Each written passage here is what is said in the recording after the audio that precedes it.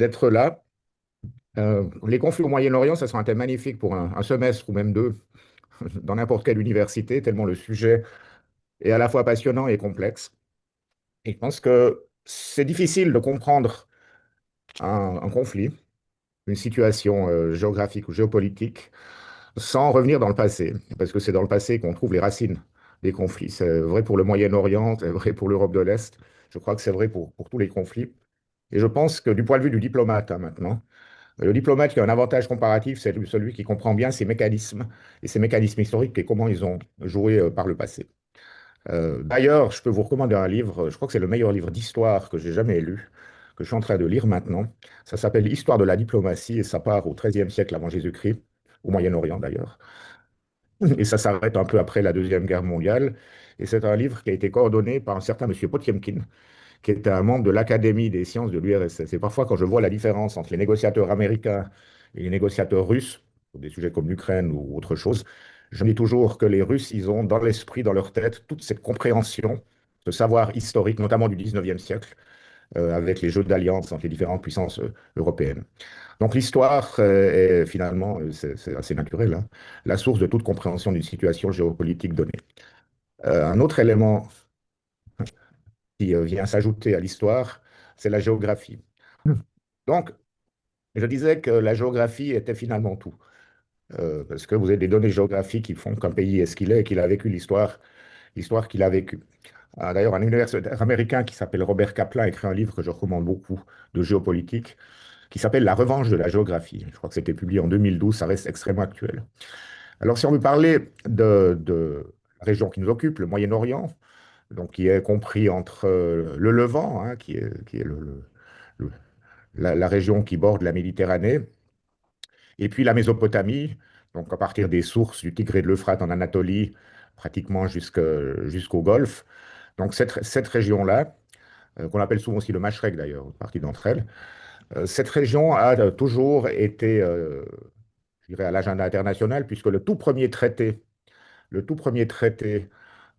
dont on a retrouvé deux exemplaires absolument similaires, un en Égypte et un dans l'ancienne capitale du royaume des Hittides, Hattusha, comme ça, un peu au nord d'Ankara actuellement, est un traité de Kadesh entre les puissances égyptiennes, donc qui contrôlaient le Sinaï et puis le delta du Nil, et puis la puissance hittite qui contrôlait justement le nord de la Mésopotamie et une grande partie de l'Anatolie. Ce traité de Kadesh de 1273 avant Jésus-Christ. Donc on voit très bien aussi sur cette carte combien le, la géopolitique du Moyen-Orient est influencée par un triangle. Celui qui contrôle le Moyen-Orient, c'est celui qui contrôle une sorte de triangle qui va de la Mésopotamie à l'Anatolie et ensuite jusqu'au Sinaï, voire au delta du Nil. Et c'est ce triangle entre ces puissances-là qui a déterminé l'histoire de la région depuis pratiquement les origines de la civilisation. Non, donc l'histoire de cette région, l'histoire que je vais vous présenter, c'est l'histoire des puissances d'ordre. Marc a parlé de l'histoire récente, heureusement, je ne devrais pas m'attarder là-dessus. Mais à travers l'histoire, vous avez toujours eu des puissances d'ordre qui ont dominé la région et puis qui ont assuré une certaine stabilité dans la région. Et c'est dans les périodes où il n'y a pas de puissance d'ordre où l'instabilité se fait jour. Donc on va passer assez rapidement, hein. Mais il faut parler parce qu'évidemment, en plus, les peuples ont une mémoire. Donc la suprématie perse, il faut s'en souvenir, euh, en 550 et 330 avant Jésus-Christ, ce sont les Perses qui dominaient la région, mais jusqu'à la Grèce, hein, jusqu'à l'Europe, donc toute l'Anatolie, jusqu'à l'Égypte au sud, et puis évidemment ce qui est la Perse actuelle, y compris l'Arménie. Euh, et c'est une puissance d'ordre qui a duré pendant à peu près 200 ans. Il faut peut-être dire une chose quand on parle du Moyen-Orient, la raison pourquoi le contrôle de l'Anatolie est tellement important, c'est parce que géographiquement, l'Anatolie est un haut plateau. Vous avez donc la source des deux fleuves principaux qui sont stratégiques pour le Moyen-Orient, c'est-à-dire le Tigre et l'Euphrate, et que à peu près à cette hauteur ici, le haut plateau descend en pente douce vers la Syrie et l'Irak. Donc celui qui contrôle la hauteur là a une bonne chance en Suisse naturellement d'étendre son influence vers le sud. On se souvient de ce qui s'est passé après les Perses, le reflux avec l'épopée d'Alexandre, et puis la situation se stabilise avec l'arrivée des Romains, l'Empire romain qui a son fait contrôlait toute cette région-là, y compris la zone dont on parle, avec parmi les villes importantes, déjà Antioche. Antioche qui est maintenant Antakya, d'ailleurs balayée par le tremblement de terre de 2023, c'est horrible, mais Antioche qui était la troisième plus grande ville de l'Empire romain après, sauf erreur, Rome et Alexandrie. Après les Romains arrivent, arrivent les Arabes, à partir du 7e siècle, après Jésus-Christ, ce que j'appelle un déferlement arabe. Le déferlement arabe qui prend à une vitesse assez spectaculaire, hein, si on regarde les dates. En 632, les territoires musulmans euh, étaient ce qui est en vert foncé, là. Observez bien qu'ils contrôlaient seulement euh, la partie occidentale du Yémen, parce qu'on va retrouver cette division-là aujourd'hui. Je pense qu'il y a une correspondance, mais c'est intéressant de voir ça. Et puis, donc, Mahomet meurt en 632. 30 ans plus tard, 30 ans plus tard, observez, il contrôlait toute l'Égypte, la Libye actuelle, donc la Tripolitaine, pratiquement jusqu'à l'ancienne Carthage. Et puis, au nord, ils avaient pris le contrôle de Jérusalem, de Damas, et puis aussi de toute la Mésopotamie jusqu'au Golfe Persique. Néanmoins, l'Empire romain, qui n'existait plus à l'époque, hein, après la prise de Rome à partir du 5e siècle, mais néanmoins, l'Empire romain d'Orient continue à vivre, et c'est très important, avec Byzance, Constantinople comme capitale, et l'Empire romain d'Orient continuera à exister ben, jusqu'à la prise de Constantinople par Mehmet le Grand, Mehmet le Conquérant, en 1453, un moment assez décisif dans l'histoire de toute cette région. Mais entre les deux, pour aux Ottomans, entre les deux, il y a d'abord peut-être ce qu'on appelle l'âge d'or de l'empire musulman arabe, lorsque c'est à l'époque des Abbassides, qui est un âge d'or à la fois en termes de découvertes scientifiques, de littérature, de poésie aussi. Et vous voyez que les Abbassides contrôlaient une, toute la région dont on parle, tout le Moyen-Orient, donc constituait la puissance d'ordre, mais ne contrôlaient pas la partie occidentale de l'Anatolie, l'Asie mineure, comme on l'appelait aussi, jusqu'à Constantinople. D'ailleurs, aujourd'hui encore, en turc et dans les langues locales, les Grecs, donc les Grecs orthodoxes, s'appellent, le nom pour désigner les Grecs, c'est les Roums. Donc c'est bien l'idée que cet empire romain d'Orient, dans l'esprit des peuples de la région, a existé jusqu'à la fin de l'empire romain d'Orient en 1453. Voilà, donc les Ottomans grignotent petit à petit à partir, à partir de 1300, à partir de l'Anatolie, avec le moment décisif qui est la prise de Constantinople en 1453. Peut-être que c'est une constance, on pourra en parler peut-être plus tard, mais la prise de Constantinople a été rendue possible par le désintérêt des puissances européennes occidentales qui n'ont pas réussi à monter une armée malgré des tentatives, malgré des appels au secours de Byzance. Aucune armée n'est jamais arrivée pour prendre la défense de Constantinople pendant le siège. Pire même, on peut faire remonter le début de la fin de l'Empire romain d'Orient au sac de Constantinople par les croisés au XIe siècle. Vous vous souvenez que les croisés, dans leur chemin vers les lieux saints, sont passés par Constantinople. Et puis on détruit la ville. Une des thèses, c'est que la ville n'a jamais vraiment réussi à se remettre et à regagner sa force pour résister ensuite aux assauts des Ottomans. L'Empire ottoman, qui a alors duré dans différents formats jusqu'en 1923 quand même. Euh, et puis là, vous vous souvenez du 19e siècle, dans nos cours d'histoire, on parlait de l'homme malade de l'Europe qui était l'Empire ottoman. Et c'est vrai qu'une bonne partie de l'histoire du 19e siècle, c'est l'affaiblissement de l'Empire ottoman. Et puis ce sont les tractations entre les puissances européennes, y compris la Russie d'ailleurs, hein, pour se partager les dépouilles de l'Empire ottoman. Alors, ça donne à peu près ça. Euh, vous avez donc les accords Sykes-Picot de 1916, qui sont un plan de partage de l'Empire ottoman, qui ensuite ont trouvé leur concrétisation dans les accords de paix. Vous vous souvenez qu'à Versailles, après la Première Guerre mondiale, vous avez plusieurs accords. Vous avez eu l'accord principal qui portait sur l'Allemagne, Mais ensuite, vous avez deux accords qui portaient sur le démantèlement des deux empires multinationaux, c'est-à-dire d'un côté l'Empire austro-hongrois, démantelé au nom du principe des nationalités, hein, par le traité de Trianon, et puis l'Empire ottoman qui a été démantelé dans le traité de Sèvres. Et ce que le traité de Sèvres prévoyait, c'était la mise en musique de ce que vous voyez là, à savoir une Turquie qui serait réduite à une partie de l'Anatolie, euh, avec euh, une partie du monde arabe, donc c'est la partie en rouge, qui serait sous influence britannique, une autre partie qui serait sous influence française, et qui irait d'ailleurs assez loin, hein, parce que le- vous avez aussi toute cette partie de l'Anatolie, donc ce qui correspond grosso modo à Adana, la frontière avec, pas tout à fait jusqu'à la frontière avec l'Iran, mais une bonne partie, et surtout les sources, donc le nord de la Mésopotamie, avec les sources du Tigre et de l'Euphrate qui ont été sous contrôle français. Il faut aussi dire que c'est une région où, à l'époque encore, il y avait de fortes communautés chrétiennes, euh, arméniennes, assyriennes, même un peu chaldéennes. Euh, et ce qu'on ne voit pas sur la carte, parce que c'était. Bon, il y avait une partie qui aurait dû revenir à la Russie, mais après la révolution russe, il y a eu des accords directs.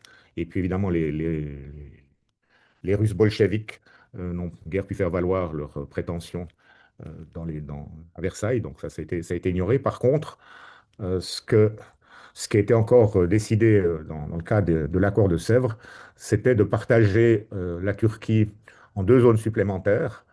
Une zone à l'est qui aurait été grecque, à l'ouest, pardon, qui aurait été grecque, donc la côte égéenne. Une zone au sud, vers Antalya, autour d'Antalya, qui aurait été confiée aux Italiens. Et puis, tout à l'est, vous avez deux grands États qui auraient dû voir le jour selon le traité de Sèvres, c'est-à-dire un État kurde, et puis un État arménien, un grand État arménien. Euh, on, on se souvient de l'histoire. Le dernier sultan ottoman a signé l'accord de Sèvres. Atatürk, qui est à la tête d'une armée intacte, refusé.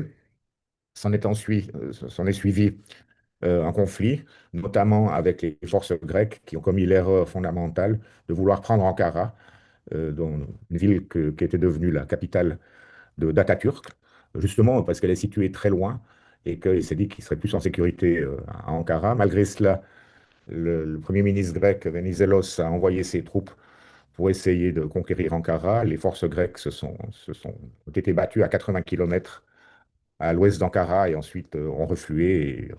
Et le résultat, c'était le traité de Lausanne de 1923 qui a fixé les frontières actuelles, pas seulement de la Turquie, mais aussi les zones d'influence dans la partie arabe de ce qu'était à l'époque l'Empire ottoman. Euh, à partir de 1945, les pays trouvent leur indépendance et les frontières sont fixées. Je dirais qu'aujourd'hui encore, nous vivons les conséquences de ce qui s'est passé après 1900, après la Première Guerre mondiale, et puis ensuite, après 1945, comme l'a dit Marc, les différentes puissances, d'abord occidentales, ont placé leur pion, si vous voulez, qui nous exerçaient une influence forte sur tous les pays de la région. Euh, Ensuite, certains d'entre eux, comme la Syrie et l'Irak, et en partie le Yémen, mais aussi l'Égypte à certains moments, ont essayé de s'affranchir de l'influence occidentale pour se mettre davantage sous la protection soviétique. Euh, mais l'idée, ce qui a été créé, qui était une idée finalement occidentale, c'était de créer des États sur la fiction que ce seraient des États-nations, ce qui était un concept qui n'existait pas vraiment dans la région. C'est un concept qui était complètement nouveau dans la région. À part peut-être le Golfe Persique, tous les États que vous avez sous les yeux là sont des États qui sont fondamentalement multinationaux, avec de fortes minorités chrétiennes en Irak et en Syrie, mais aussi en Égypte évidemment. L'Iran a une minorité kurde, a une minorité azérie, a aussi une petite minorité arménienne d'ailleurs aujourd'hui, une minorité juive aussi en Iran. La Turquie est un cas un peu spécial, parce que après les massacres des populations arméniennes, on a vécu dans les années 20 une entreprise de turquification du pays. Beaucoup de gens, de minorités chrétiennes, pour survivre simplement, se sont convertis à l'islam. Tout le monde a dû adopter des noms turcs, la langue turque aussi. Donc la Turquie a cette espèce de vernis d'unité nationale, d'unité ethnique presque. Mais quand on gratte un petit peu, on se rend compte qu'aujourd'hui encore, la Turquie est un pays avec une très grande diversité qui s'arrange finalement pas trop mal. Donc voilà, l'État-nation est un petit peu une fiction qui a dû être créée pendant au cours des années qui ont suivi la Première et aussi la Seconde Guerre mondiale, peut-être à une seule exception, et peut-être que le seul pays de la région qui sait ce que c'est qu'un État-nation, qui a la conception de la nation, même de la nation basée sur le sang, pas seulement le sang, la langue, la religion, etc., c'est Israël. Parce qu'évidemment, le grand changement après après la Deuxième Guerre mondiale, c'est la création de l'État d'Israël. Euh, et donc, qui était basé sur, bon, sur une vision de l'histoire, sur une conception de ce que ça veut dire que d'être juif, sur une idée que voilà, la terre d'Israël devait appartenir aux Juifs. Et donc Israël a été créé. C'est peut-être le seul pays de la région où il y a vraiment une idée nationale qui s'est développée un petit peu à l'européenne au XIXe siècle. Ah, donc, ce n'est pas tellement une surprise si euh, 10 des 16 conflits que j'ai recensés après la Deuxième Guerre mondiale concernent Israël directement. Alors, on ne va pas évidemment faire l'historique de toutes ces guerres, mais vous voyez que les laps de temps entre deux guerres sont relativement courts. Euh, 1948, la guerre d'indépendance, 1956, la crise de Suez. Alors, Israël a participé à la crise de Suez, mais je pense que ça serait erroné de dire qu'Israël était, disons, un des principaux belligérants ou était le pays qui était le plus à l'origine de la crise de Suez. Vous vous souvenez que c'était une réaction franco-britannico-israélienne à la nationalisation du canal de Suez par Nasser. Ensuite, 9 ans plus tard, la guerre des 6 jours, 1967. 6 ans plus tard, la guerre du Kippour. 2 ans plus tard, le début de la guerre civile libanaise, où là, il y a quand même une dimension aussi israélienne, étant entendu que les Palestiniens, donc les réfugiés palestiniens de la guerre de 1948, ont joué un rôle majeur dans le déclenchement et dans la conduite de cette guerre. Ensuite, 5 ans plus tard, vous avez la guerre entre l'Irak et l'Iran, suite à la révolution islamique à Téhéran. 1982, l'invasion du Liban par Israël. 5 ans plus tard, la première intifada, qui a commencé de manière plutôt non violente d'ailleurs. Après, ça s'est gâté.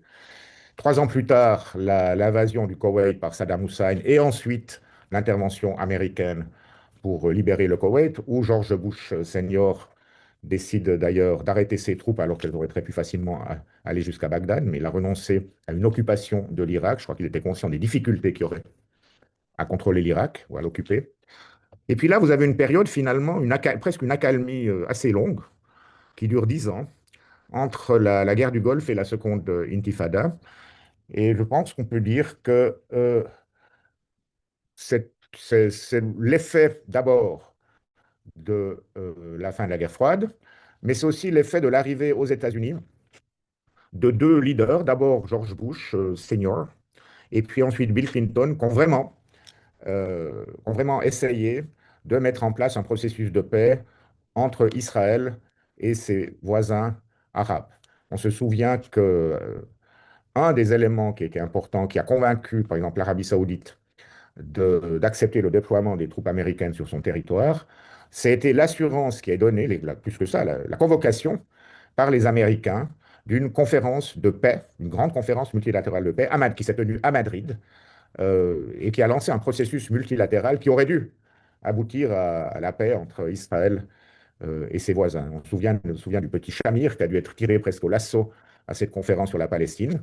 Euh, peut-être on pourra en parler plus tard, mais je crois que c'est la dernière fois, peut-être avant Trump, où les Américains ont essayé d'exercer une vraie pression sur les Israéliens, puisque George Bush, le senior, avait menacé de retirer certaines garanties américaines pour les prêts gouvernementaux israéliens au cas où Israël refuserait de se rendre à cette conférence. Bon, ensuite, l'invasion de l'Irak en 2003, donc 3 ans seulement après le début de la seconde intifada. 3 ans plus tard, la guerre du Liban avec les bombardements israéliens. Et puis, j'ai pas mentionné le printemps arabe parce qu'on ne peut pas vraiment dire que c'était un conflit. Par contre, les conséquences du printemps arabe furent en tout cas certainement la guerre civile syrienne. Alors ça, c'est des guerres qui continuent, hein. Alors on me dira, la guerre civile syrienne, ça va mieux maintenant, il y a depuis décembre 2024, mais c'est une stabilité fragile à laquelle on assiste. Ensuite, à partir de 2014, aussi une très grande instabilité encore au Yémen. Et puis, à partir de 2023 et des horreurs enfin, du 7 octobre, les massacres du 7 octobre 2023, la guerre de Gaza. Et depuis novembre de l'année passée, on assiste à un cessez-le-feu qui est aussi fragile et qui a quand même causé la mort d'à peu près 700 Palestiniens jusqu'ici. Et puis, peut-être le dernier événement qui mérite d'être relaté dans cette longue succession de conflits, c'est ce qu'on a appelé la guerre des 12 jours entre Israël et l'Iran, avec une intervention américaine vers la fin des 12 jours.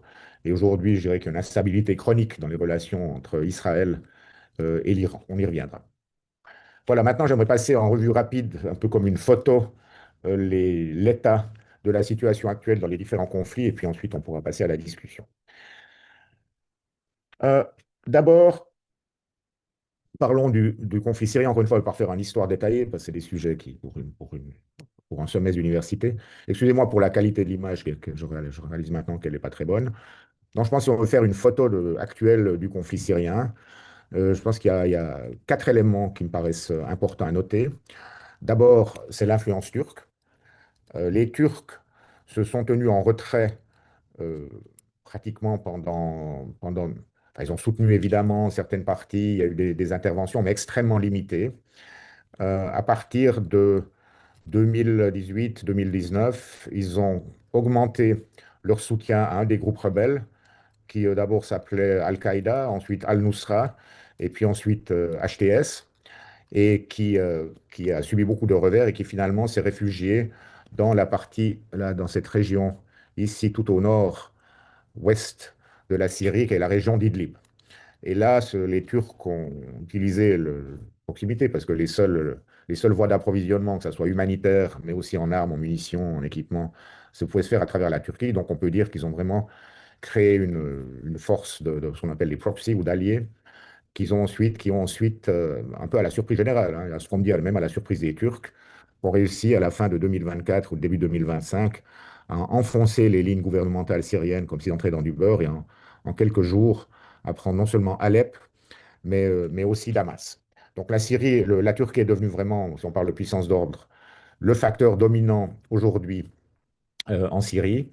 Israël a aussi profité de la situation pour accroître son engagement, surtout voilà, là, on a le Golan. Ils ont légèrement étendu leur zone de contrôle à proximité du Golan, surtout en prenant le contrôle de ce qui est le château d'eau de la région, qui s'appelle le mont Hermon. Et puis, là, vous avez encore toujours une influence occidentale. Et les Israéliens, évidemment, coopèrent et ont essayé de créer une espèce de canton druze dans cette région. Les deux autres éléments qui sont importants en Syrie, les deux autres forces en présence, c'est d'une part ces poches oranges-là, qui sont encore aujourd'hui contrôlées par des forces kurdes, qui ont bénéficié pendant toute la guerre civile du soutien, surtout américain, mais on peut dire occidental, en partie aussi, du soutien israélien. Et puis dans les déserts de Syrie, dans ces zones qui sont assurées là, vous avez une forte présence des tribus arabes, les tribus arabes qui sont plus ou moins organisées militairement sous le nom de ISIS ou Daesh, qui ont été financées depuis 2012 à peu près par les puissances du Golfe, à commencer par les Émirats arabes et le Qatar. Donc les enjeux aujourd'hui, je crois, d'abord, ce qui est faisable, c'est de trouver un accord entre les forces kurdes et puis le gouvernement central. Le terrain est assez favorable aussi parce que les relations entre le PKK en Turquie et le gouvernement turc se sont, disons, assouplies, se sont détendues au cours des dernières années, ce qui devrait être favorable pour trouver un arrangement entre les Kurdes de Syrie, qui sont très proches du PKK d'ailleurs, et puis le gouvernement central, donc sous influence turque. Pour le moment, je ne crois pas qu'il y ait des discussions, des négociations avec Israël. Au contraire, on entend beaucoup de voix en Israël qui disent, une fois qu'on en aura fini avec l'Iran, la prochaine menace, c'est la Turquie. Donc, ce n'est pas exclu qu'on puisse assister, je crois, dans 5-10 ans, à une confrontation directe entre la Turquie et Israël, surtout si les Américains poursuivent leur désengagement de la Syrie. Voilà, grosso modo, on peut entrer dans plus de détails après, si vous le souhaitez. Après, le Yémen. Donc là aussi, le Yémen, pour toutes sortes de raisons historiques et religieuses, est divisé maintenant en trois. Donc vous vous souvenez qu'à partir de 2015, il y a eu une offensive menée par l'Arabie saoudite et les Émirats arabes unis. qui a été confronté à une résistance, qui n'a pas réussi à prendre le contrôle de l'ensemble du pays. Depuis, le pays était, disons, coupé en deux, avec la zone, disons, la zone la plus importante, puis c'est celle qui contrôle le transit dans la mer Rouge, mais aussi les principales ressources du pays, contrôlée par les Houthis, qui sont des alliés objectifs de l'Iran. C'est pour ça que je dis que l'Iran continue à disposer d'une influence prépondérante à l'ouest. L'Arabie saoudite euh, contrôle ou a une influence prépondérante sur le gouvernement internationalement reconnu, qui contrôle la partie rose, là. Mais au cours des derniers mois, on a assisté à des divisions toujours plus intenses entre les Saoudiens et les Émirats arabes unis, qui ont abouti à la création d'une zone d'influence émirative, autour d'un conseil de transition du Sud, autour d'Aden. Alors, stratégiquement, c'est extrêmement important, puisque c'est l'embouchure de la mer Rouge, et donc contrôler cette partie-là de la mer Rouge, le détroit de Bab el-Mandeb, évidemment de la toute première importance stratégique. D'ailleurs, les relations entre les Émirats arabes unis et Israël font penser qu'il y a possiblement aussi une tentative israélienne d'arriver dans la région. D'ailleurs, les Israéliens sont aussi présents de l'autre côté du détroit, dans la région du Somalie, du Somaliland, qui est donc une région sécessionniste de Somalie. Enfin, quand on commence à étudier le Moyen-Orient dans le détail, on voit que le Moyen-Orient s'élargit et c'est difficile de faire abstraction de la Corne de l'Afrique aussi quand on parle de ces régions. Je signale quand même que le fait que les Houthis aient un pouvoir de nuisance qu'ils ont mis en œuvre, hein, dans la mer Rouge a abouti à une diminution sensible du trafic par le canal de Suez et une augmentation importante du trafic, notamment des pétroliers, le long de la côte de l'Afrique. Et soudain, Madagascar est devenu un lieu stratégique de toute première importance, puisque à peu près 30% du commerce qui passait, des vaisseaux, des containers qui passaient par la mer Rouge ont maintenant été détournés à travers l'Afrique. Et puis le chemin le plus court, c'est à travers ce qu'on appelle le canal du Mozambique, qui est cette voie maritime qui sépare Madagascar de l'Est de l'Afrique. Bon, le conflit israélo-palestinien, alors moi je me suis beaucoup occupé de ça à l'époque où on croyait à la paix, hein. c'est-à-dire, euh, c'est-à-dire, quand est-ce qu'on croyait à la paix? Ben oui, après Oslo, la Suisse a essayé d'aider à la formulation d'un plan de paix complet, sous la forme d'un accord de 500 pages qu'on a appelé les accords de Genève ou l'initiative de Genève. C'était lancé en 2003. Moi, je me suis beaucoup occupé de la mise en œuvre ensuite, après, y compris en essayant de convaincre les extrémistes des deux bords que c'était la meilleure solution pour tout le monde. Mais on sait que ça n'a pas marché. Et puis aujourd'hui, si on fait une photo de la situation actuelle, on voit que d'un côté, donc les destructions à Gaza sont énormes, hein. On parle de 90% des écoles, 83% des hôpitaux, à peu près 70% des habitations, beaucoup de routes, beaucoup d'installations aussi d'infrastructures, comme les infrastructures hydrauliques, les eaux usées, des choses comme ça. Israël, ça c'est la ligne de séparation, hein, ce truc, encore une fois, excusez-moi de la mauvaise qualité des photos. Ça c'est la ligne de séparation. Israël est encore présent dans 58% du territoire de la bande de Gaza. Euh, les Américains, donc Trump, et ça, il faut quand même le lui reconnaître, s'est beaucoup engagé pour aboutir à une forme de cessez-le-feu. Alors, on peut ricaner sur son Board of Peace. En attendant, son Board of Peace a été consacré dans une résolution du Conseil de sécurité des Nations Unies le 17 novembre 2025, la résolution 2803, qui prévoit plusieurs phases. La première phase, c'était un cessez-le-feu sur, grosso modo, la ligne de front. C'est ce qu'on voit à peu près ici. La deuxième phase, qui n'a toujours pas commencé, ça aurait dû être, ou ça devrait être, la création d'un système de gouvernance à la fois civil et sécuritaire à Gaza. Alors civil à travers une architecture un peu bizarre, où vous avez d'abord des Palestiniens, donc un comité palestinien, qui serait un gouvernement palestinien de Gaza, enfin de la partie de Gaza qui n'est pas sous contrôle israélien. Et puis ensuite, un étage en dessus, vous auriez une espèce d'administration internationale. Et puis encore l'étage en dessus, vous avez ce Board of Peace, ou ce comité de la paix, présidé à vide par M. Trump lui-même. Donc ça, c'est l'aspect civil qui devrait se mettre en place. On sait que pour le moment, ce comité de transition palestinien existe. Il a été nommé, il y a des noms, mais les gens sont en Égypte, ils n'ont pas pu entrer à Gaza pour le moment. Un deuxième défi de cette phase 2, c'est le désarmement du Hamas et le remplacement du Hamas comme, disons, force de sécurité, si on peut appeler ça comme ça, par une force multinationale. L'Indonésie s'est affichée prête à engager 8000 soldats. Je crois que même le Kosovo a dit qu'il était prêt à envoyer des soldats. La Turquie, évidemment, a dit qu'elle était prête à envoyer des soldats. Mais Jérusalem, Netanyahou a opposé son veto à la présence turque, ce qui montre bien l'état d'esprit aussi en Israël maintenant par rapport à ce qu'ils considèrent être comme une menace turque.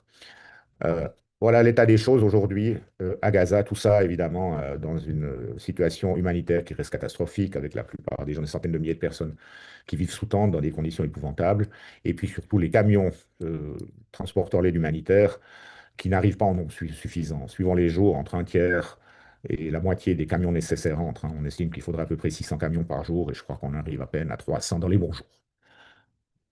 Ça, c'est la situation à Gaza. Après, vous avez la situation de l'autre côté, en Cisjordanie, où la colonisation c'est en train de s'accélérer. La dernière décision en date a été de déclarer à peu près 60% de la zone C. Alors attention, la zone C, c'est ce qui est en couleur sable, là, orange clair, si vous voulez. Donc ça, c'est la division de la Cisjordanie qui a été héritée des accords d'Oslo, avec une zone A, ce sont les villes essentiellement, hein, l'orange foncé, euh, qui, euh, qui est censée être sous le contrôle administratif et sécuritaire total de l'autorité palestinienne. Ensuite, une zone B où les responsabilités sont mixtes avec l'occupation israélienne. Et puis la zone C qui reste sous occupation israélienne, aussi bien du point de vue sécuritaire qu'administratif. Donc c'est cette zone C ici où le gouvernement a décidé de déclarer que 60% de cette zone-là étaient des terrains d'État, state land. Alors ça veut dire quoi, des terrains d'État? C'est une formule qui est utilisée pour dire, ben voilà, ça n'appartient pas à des privés. Et il y a des lois hein, qui prévoient ça, même des lois ottomanes, donc ils peuvent dire qu'ils se basent sur la loi ottomane. Mais ensuite, surtout, déclarer ces territoires, territoires d'État, ça leur donne ensuite l'autorité en droit israélien de concéder ces territoires à des colons qui iraient s'établir là-bas. Donc ce qu'on peut penser, c'est que dans les mois qui viennent, vont commencer à construire des routes, des systèmes d'adduction d'eau, de l'électricité, pour ensuite favoriser le développement de colonies de peuplement juives sur ces territoires-là. C'est un peu simple, parce que ça s'est déjà fait ailleurs, c'est une méthode assez standard. Alors, légalement, du point de vue strictement légal, on ne peut pas parler d'annexion, mais de facto, ça vise évidemment à renforcer l'emprise israélienne sur la Cisjordanie. Et le résultat de tout ça, c'est qu'on a beaucoup de peine aujourd'hui à imaginer une perspective politique.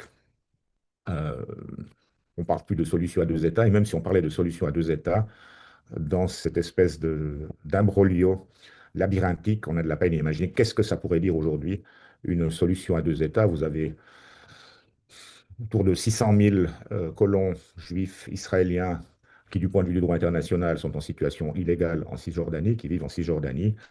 Et rien que ça, vous dites, mais comment on peut faire pour soit les retirer, parce que c'est des terrains qui devraient théoriquement faire partie d'un État palestinien, ou bien alors les intégrer dans un État palestinien. Mais comment cela serait-il possible? Donc, c'est des questions dont on peut parler après aussi. Il y a des gens qui y croient encore et puis qui arrivent avec des solutions assez imaginatives et pas totalement irréalistes. Mais je crois que ce qu'on peut dire, c'est que si on voulait vraiment trouver une solution durable et plus ou moins juste à la question palestinienne, qui assure aussi la sécurité de l'État israélien, il faudrait une pression politique absolument de tous les instants de la part des Américains, avec le concours des Européens. Puis on ne voit pas cette volonté politique forte, ni en Europe, ni aux États-Unis, pour vraiment faire ce qu'il faudrait faire pour trouver une solution durable à ce conflit.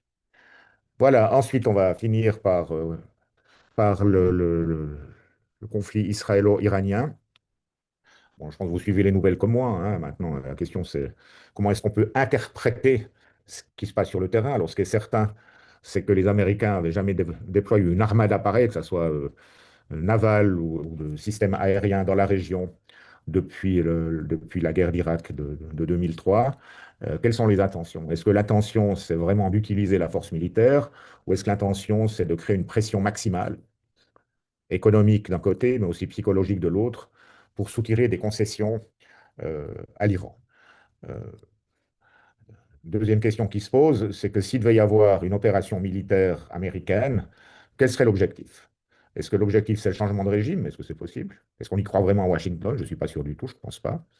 Est-ce que c'est des destructions visant à créer une espèce de chaos qui pourrait être utilisé par certaines forces d'opposition en Iran, par exemple les forces armées kurdes ou les moudjahidines du peuple de gauche, ou même des forces royalistes pour s'emparer de certains morceaux de territoire à partir desquels ils pourraient essayer de progresser, de faire tomber le régime sur le très long terme. Donc un scénario un peu à la syrienne, si on veut bien. Et puis la troisième option, c'est que, bon, alors c'est ça ce que j'appelle la stratégie du chaos. Puis la troisième option, ça serait détruire des infrastructures pour affaiblir le régime, notamment dans la population. Un peu un scénario à la Serbe, si on peut dire ça. Et bon, ma thèse, j'étais là-bas, hein, c'est que les bombardements de l'OTAN en Serbie en 99 ont affaibli le régime, ont créé une situation économique catastrophique qui ensuite ont favorisé une révolte populaire qui a abattu le régime de Milosevic à l'époque. Donc peut-être qu'on imagine des scénarios comme ça. C'est certain que la situation économique est difficile. Il est certain qu'une partie de la population, notamment les classes moyennes, attribue les difficultés économiques de tous les jours au régime et souhaiterait certainement avoir un changement de régime. Donc ça pourrait éventuellement favoriser ces tendances-là. Donc voilà. Donc chaos, scénario à la syrienne, affaiblissement du régime avec peut-être un jour, dans une année, 2 ans, 5 ans, 10 ans, la perspective d'un changement. Évidemment, un des éléments qui entre dans l'équation, c'est une certaine incertitude, je crois même que chez les Américains, une très forte incertitude sur la capacité de représailles de l'Iran et qu'est-ce que ça signifierait. Dire, si les Iraniens réussissent vraiment à fermer le Golfe Persique, à fermer le détroit d'Ormuz, ici, c'est à peu près quoi, 20% des exportations mondiales de pétrole brut voilà, qui seraient coincées, ce qui augmenterait probablement le prix du pétrole, y compris aux États-Unis. Or, on est en période électorale aux États-Unis. Donald Trump risque de perdre sa majorité à la Chambre basse, peut-être même dans les deux chambres. Donc, une augmentation de 20% ou 30% du gallon, comme on mesure le pétrole à la colonne aux États-Unis, c'est évidemment un impact très négatif, alors qu'il est déjà en retard dans les sondages. Voilà, donc pour conclure, j'aimerais revenir, euh, j'aimerais faire une conclusion sur ce que j'appelle les tendances lourdes. Les tendances lourdes, c'est quand même que l'Iran est en retrait depuis 2023, je ne suis pas entré dans ces détails-là, mais les Israéliens ont réussi à desserrer l'étreinte iranienne, disons depuis 2023, en affaiblissant sérieusement le Hezbollah, le Hamas, le régime syrien. Bon, la Turquie, de ce point de vue-là, aussi, si on veut donner un coup de main, ce qui signifie que le pont terrestre qui existait entre Téhéran et la Syrie à travers des zones d'Irak contrôlées par des milices pro-iraniennes, ce pont terrestre a été détruit, en fait, pas la Syrie, mais jusqu'à la Méditerranée, jusqu'au Liban. Donc le seul allié encore un peu fiable et fort des Iraniens dans le voisinage d'Israël, ce sont les Houthis. La Turquie, par contre, est en progression, surtout depuis 2024. La Turquie est un pays solide, avec une économie qui a des problèmes, mais qui reste quand même forte, qui a beaucoup investi dans ses capacités militaires au cours des 10 dernières années, avec certains succès, notamment dans les exportations de drones, même en Ukraine. Israël, on peut aussi dire qu'Israël est en, c'est une vision purement réaliste, hein. Israël est en progression, je dis bien au niveau territorial et du point de vue de sa situation géopolitique depuis 2024, notamment parce qu'elle contrôle, elle contrôle 58% de la bande de Gaza, elle augmente son empreinte en Cisjordanie, elle contrôle une zone tampon au sud de la Syrie, et puis elle a aussi augmenté sa présence en Syrie. Bon, en plus, maintenant, le gouvernement israélien, à travers différentes voies, essaye essaye de rendre acceptable, surtout chez certains esprits pro-israéliens en Occident, l'idée que l'extension d'Israël à son voisinage serait quelque chose qui serait parfaitement légitime. Je ne sais pas si vous avez vu les déclarations récentes, même apparemment du leader de l'opposition. Quant aux puissances arabes, elles n'ont toujours pas réussi à se mettre d'accord, à créer une vraie pression, à avoir un vrai rôle. Elles continuent à être désunies. On voit maintenant notamment avec les tensions qui existent entre l'Arabie saoudite et les Émirats arabes unis, mais entre l'Égypte et l'Arabie saoudite, ça n'a jamais été une lune de miel non plus. La Syrie n'est plus vraiment une force avec laquelle il faut compter, l'Irak non plus. Quels sont les rôles de la Russie et de la Chine? Très intéressant de voir que sur le dossier irano-israélien ou irano-américain, les Russes et les Chinois sont silencieux. Ce qui ne veut pas dire qu'ils ne sont pas actifs. On a assisté à des balais d'avions, de cargo qui ont, semble-t-il, transporté, on ne sait pas trop quoi, peut-être des systèmes antiaériens, peut-être des systèmes de brouillage, des équipements électroniques américains ou israéliens. Enfin, les Chinois et les Russes ne sont pas, ils sont silencieux, mais ils ne sont pas inactifs dans la région. Je pense qu'ils considèrent l'Iran comme une zone prioritaire. Pour les Chinois, il s'agit d'approvisionnement en pétrole. Pour les Russes, il s'agit d'influence. Enfin, il s'agit surtout d'empêcher les Occidentaux de prendre le contrôle de l'Iran. Enfin, ça rappelle The Great Game contre les Anglais au XIXe siècle. Ça fait partie de la politique traditionnelle de la Russie. En plus, les Russes ont quand même pu compter sur un soutien militaire iranien dans la guerre en Ukraine, y compris par la fourniture de drones. Désolé de le dire, mais l'Europe, je ne vois pas à quoi sert l'Europe dans le contexte des conflits au Moyen-Orient, à part peut-être comme auxiliaire d'Israël, puisque la plupart des pays européens fournissent une assistance militaire à Israël. Donc la clé dans toute cette situation, cette constellation, comme il y a 3000 ans, ça reste la clé, ça reste les relations entre qui contrôle l'Anatolie, qui contrôle la Mésopotamie, et notamment sa frange orientale, et puis le Sinaï ou le sud du Levant. Euh, et j'aimerais terminer par rappeler ce moment où, quand j'étais arrivé comme ambassadeur en Turquie, j'ai pris contact un peu avec les pays voisins, les pays qui me paraissaient importants, et à un moment, j'allais déjeuner avec l'ambassadeur d'Iran.